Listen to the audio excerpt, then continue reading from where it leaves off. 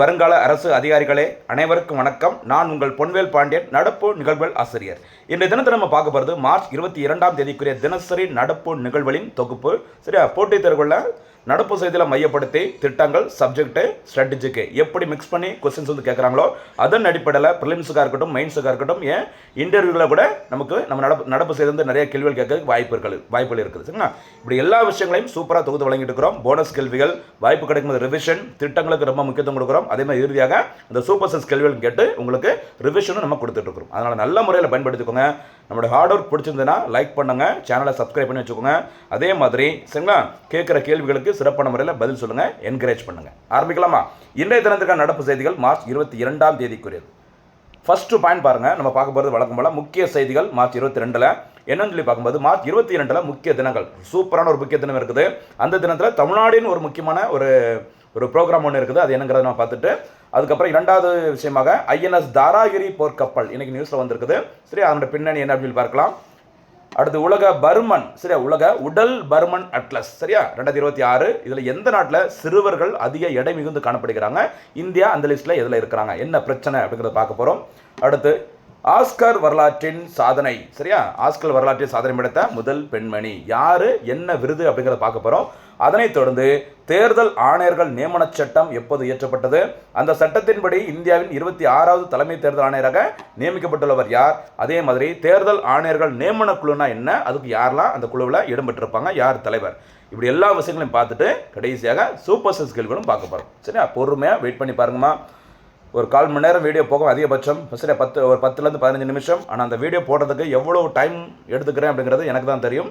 நல்லா பயன்படுத்திக்கோங்க, மக்களை விட்டுறாதீங்க. சரியா, மார்ச் 22 முக்கிய தினங்கள். அதில் ஃபஸ்ட்டு பார்க்கும்போது உலக தண்ணீர் தினம். சரி, மார்ச் 22 அப்படின்னாலே உலக தண்ணீர் தினம் ஐக்கிய நாடுகள் சபையினால் 1993ஆம் ஆண்டு முதல் கடைபிடிக்கப்பட்டு வருகிறது. சரி, தண்ணீர் தொடர்பான விழிப்புணர்வு கரெக்டாக நம்ம வந்து பயன்படுத்திக்கணும். சரிங்களா, எதிர்கால சந்ததியினருக்கும் தண்ணீரை வந்து நம்ம நல்ல முறையில் பயன்படுத்திட்டு எதிர்கால சந்ததியினருக்கும் கொஞ்சம் மிச்சம் வைக்கணும். சரிங்களா, இப்படி தான் இந்த ஒரு விழிப்புணர்வு ஏற்படுத்துவதற்காக 1993 உலக தண்ணீர் தினம் கடைபிடிக்கப்பட்டு வருகிறது.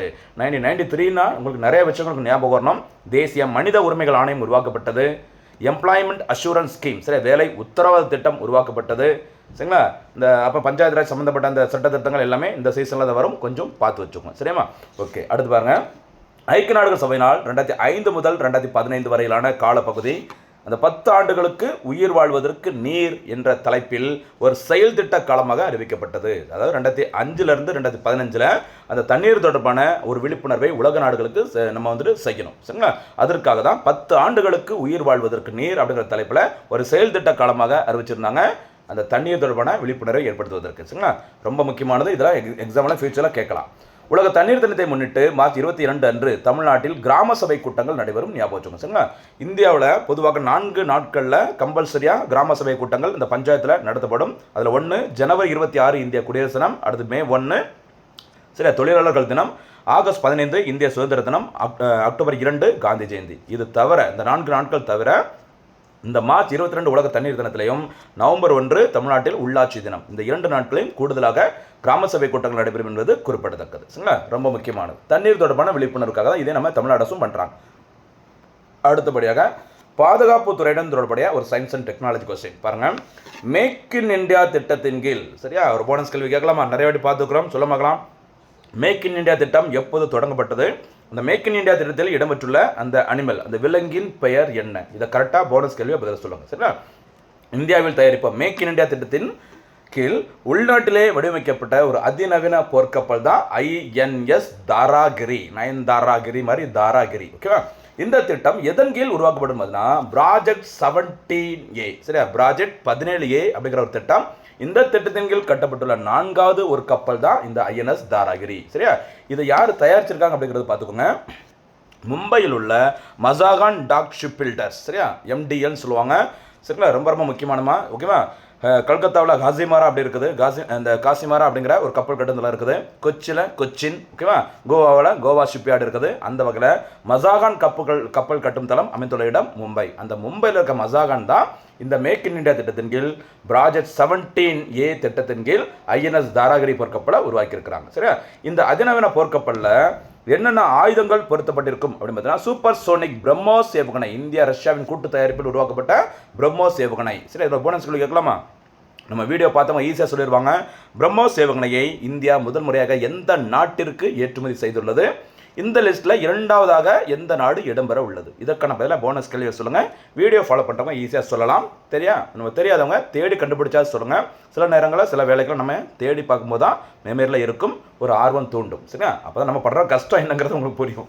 அடுத்து, நிலத்திலிருந்து வானில் பாயும் ஏவுகணைகள், நீர்மூழ்கி எதிர்ப்பு ராக்கெட்டுகள் ஆகியவை இந்த அதிநவீன தாராகரி போர்க்கப்பலில் சரிங்களா பொருத்தப்பட்டிருக்கும் முக்கியமான ஆயுதங்கள். ஓகேவா? அதே மாதிரி ரேடாரில் எளிதாக சிக்காத வகையில் உருவாக்கப்பட்டுள்ள ஒரு அதிநவீன போர்க்கப்பல். அதே மாதிரி 1980 முதல் 2013ஆம் ஆண்டு வரை இந்திய கடற்படையில் சேவை செய்த ஒரு பழைய ஒரு தாராகரி கப்பல், அதனுடைய நவீன வடிவம் தான் இந்த புதிய ஐஎன்எஸ் தாராகரி அப்படிங்கிற மாதிரி சொல்லியிருக்கிறாங்க. சரியா? சூப்பரான ஒரு நியூஸ், விட்டுறாதீங்க. இந்த அதிநவீன போர்க்கப்பலானது ஏப்ரல் 3ஆம் தேதி முதல் இந்திய கடற்படையில் இணைக்கப்படும் அப்படிங்கிற மாதிரி செய்தியில் இடம்பெற்றிருக்குது. இணைச்சதுக்கு அப்புறம் மறுபடியும் நம்ம ஒரு வாட்டி பார்க்கலாம். அடுத்து முக்கியமான இன்னொரு செய்தி பாருங்க. உலக உடல் பர்மன் அட்லஸ் 2026. சரியா? பாருங்க, உலக லெவலில் உடல் பருமனால் பாதிக்கப்பட்ட சிறுவர்கள் அதிகமுள்ள நாடுகள் அந்த பட்டியல் வெளியிடப்பட்டுள்ளது. இதில் அதிகமாக யார் இருக்கான்னு பாருங்க. சீனா, 2ஆம் இடத்துல அமெரிக்கா, 3ஆம் இடத்துல இந்தியா. அப்போ வேர்ல்டு லெவலில் உடல் பருமனால் பாதிக்கப்பட்ட சிறுவர்கள் டாப்பில் இருக்குது சைனா, 2ஆம் இடத்துல அமெரிக்கா, 3ஆம் இடத்துல இந்தியா. ஓகேவா? சரி, ஓகே. இந்த இடத்துல இன்னொரு போனஸ் கேள்வி கேட்கலாமா?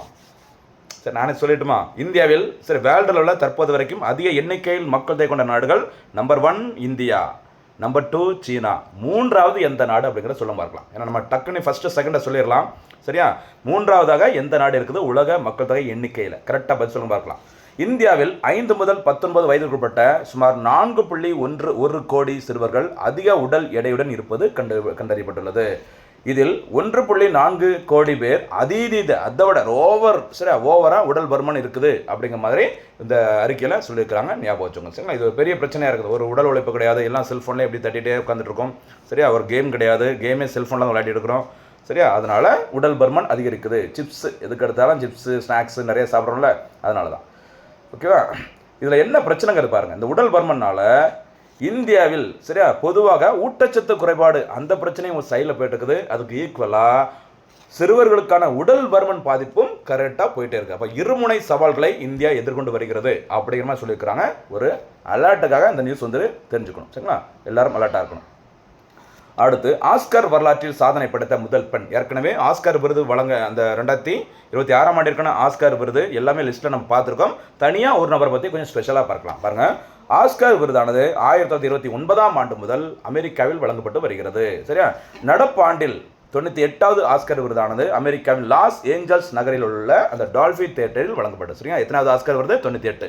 இதில் ஸ்பெஷல் பாருங்க, சிறந்த ஒளிப்பதிவுக்கான விருதிற்கு முதல் முறையாக ஒரு பெண்மணி தேர்வு செய்யப்பட்டுள்ளார். சரிங்க? பெஸ்ட் சினிமாட்டோகிராஃபின்னு சொல்லுவாங்கள்ல, அந்த சிறந்த ஒளிப்பதிவுக்கான விருதை வென்ற முதல் பெண்மணி அப்படிங்கிற சாதனை படைத்தவர் அமெரிக்காவை சேர்ந்த பெண்மணி. யாருமா பார்த்துக்கோங்க, பேரை பார்த்துக்கோங்க.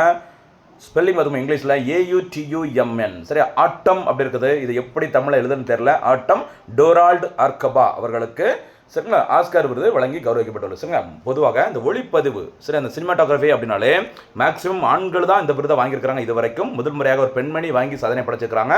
சரியா? அதன் மூலம் இந்த விருதை பெறும் முதல் பெண் மற்றும் ஒரு கருப்பினத்தை சேர்ந்த பெண் அப்படிங்கிற சாதனை படைக்கிறார் நம்மளுடைய ஆட்மன் டொனால்டு ஆர்கபா அவர்கள். சரிங்களா? ரொம்ப ரொம்ப முக்கியமான செய்தி, இதை விட்டுறாதீங்க. எந்த திரைப்படத்திற்காக? சின்னர்ஸ். சின்னர்ஸ் திரைப்படம் நடப்பாண்டில் 4 ஆஸ்கார் விருதுகளை குவித்தது. அதில் ஒரு விருது தான் இந்த விருது. இந்த விருதை வென்றவர் யார், என்ன கேட்டகரி அப்படிங்கிறத லைஃப்ல மறந்துடாதீங்க. சரியாம்மா? அடுத்தபடியாக இந்தியாவின் புதிய தலைமை தேர்தல் ஆணையர். சரியா? அடிக்கடி நியூஸில் வந்துட்டே இருக்குது. தலைமை தேர்தல் ஆணையரை பதவி நீக்கம் செய்வதற்கு முயற்சிகள் வேறு நடந்திருக்குது. எலெக்ஷன் வேறு வரப்போகுது. அதனால் கண்டிப்பாக இதை பற்றி கிளியராக தெரிஞ்சுக்கோங்க. இந்தியாவின் புதிய மற்றும் 26வது தலைமை தேர்தல் ஆணையராக ஞானேஷ்குமார் அவர்கள் நியமிக்கப்பட்டுள்ளாங்க. பிரதமர் தலைமையிலான தேர்வு குழு பரிந்துரையின் அடிப்படையில் இந்திய குடியரசுத் தலைவரால் நியமனம் செய்யப்பட்டவர் ஞானேஷ்குமார் அவர்கள். சரிங்களா? இதற்கான அறிவிப்பை வெளியிட்டது மத்திய சட்ட அமைச்சகம்.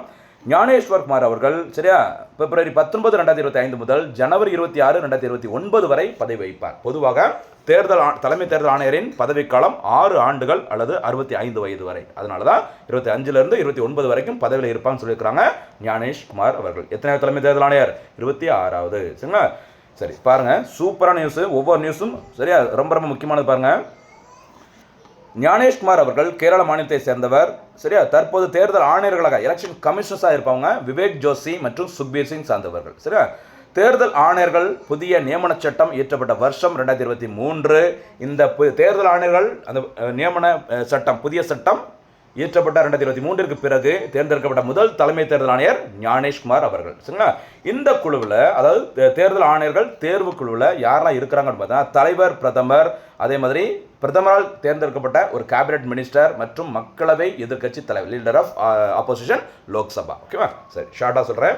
2023 ஆண்டில் தேர்தல் ஆணையர்கள் நியமன சட்டம் புதுசாக இயற்றப்பட்டது. சரிங்களா? இந்த சட்டத்தில் அந்த தேர்தல் ஆணையர்கள் அந்த நியமனம் எப்படி நடக்கும் அப்படின்னா, மத்திய சட்ட அமைச்சர், நோட் பண்ணிக்கோங்க, மத்திய சட்ட அமைச்சர் தலைமையில் ஒரு தேடல் குழு இருக்கும். அந்த தேடல் குழு ஒரு 5 நபர்கள் அடுத்து யார் தலைமை தேர்தல் ஆணையர் அப்படிங்கிற மாதிரி பரிந்துரைக்கலாம். சரியா? யூனியன் லா மினிஸ்டர் தான் பரிந்துரைப்பாங்க. யாருக்கிட்ட? பிரதமர் தலைமையிலான தேர்வு குழுட்ட சட்ட அமைச்சர் தலைமையிலான தேடல் குழு நியமனம் செய்கிறது. அது தேடல் குழு, பிரதமர் தலைமையில இருக்கிறது தேர்வு குழு. ஞாபகம் வச்சுக்கோங்க. சரியா?